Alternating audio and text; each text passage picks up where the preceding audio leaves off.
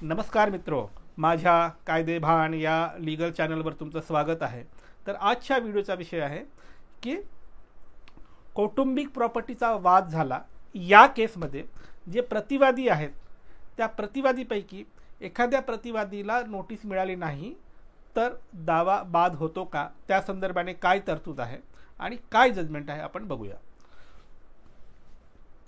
तर मित्रो, जेव्हा केव्हा आपण सिव्हिल सूट दाखल करतो किंवा रेव्हेन्यू कोर्टामध्ये तुमचा कौटुंबिक प्रॉपर्टीच्या संदर्भाने एखादा वाद होतो तेव्हा रेव्हेन्यू कोर्टात दावा दाखल करतो, तेव्हा खास करून प्रतिवादीमध्ये जे असतात ते आपल्याच कुटुंबातील इतर लोक असतात। आणि त्याच्यात अजून एक घोड असा आहे की बऱ्याच कालावधीनंतर जर तुम्ही दावा दाखल करत असाल तर फॅमिलीचं जे काही ट्री आहे, मेन ब्रांच पडतात, 2-3 ब्रांच पडतात, त्याचे सब ब्रांच पडतात, सब ब्रांचमधले वारस असतात, बरेचदा त्या सब ब्रांचमध्येच परत अजून सब ब्रांच पडतात आणि तिथे पण वारस असतात।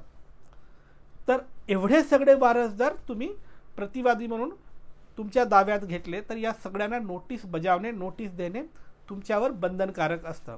बरं, याच्यात बेसिक प्रिन्सिपल असं आहे की नेसेसरी पार्टीला जर दाव्यात तुम्ही घेतलात नाही किंवा तुम्ही दाव्यातून त्यांना एक्सक्लूड केलात, वगळलात, तर दावा बाद होतं, असं एक बेसिक प्रिन्सिपल आहे।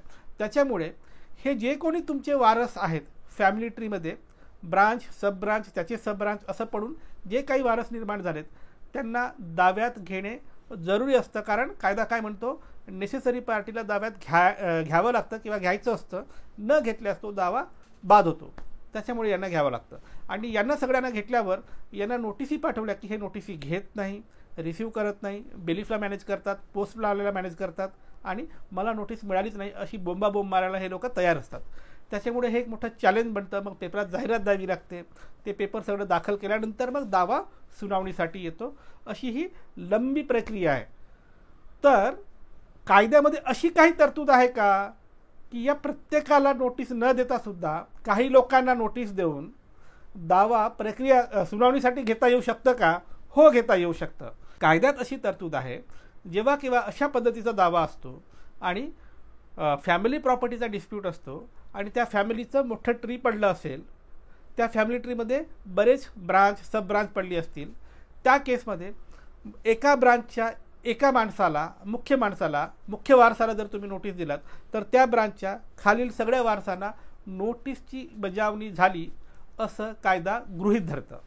थोडक्यात बरेच ब्रांच पडले असतील तर ब्रांच हेडला तुम्ही नोटीस सर्व करा, त्या ब्रांचच्या खाली जे सब ब्रांच पडले त्यांना नोटीस नाही सर्व केला तरी तुमचा दावा प्रोसीड होऊ शकतो, पुढे दावा चालवला जाऊ शकतं।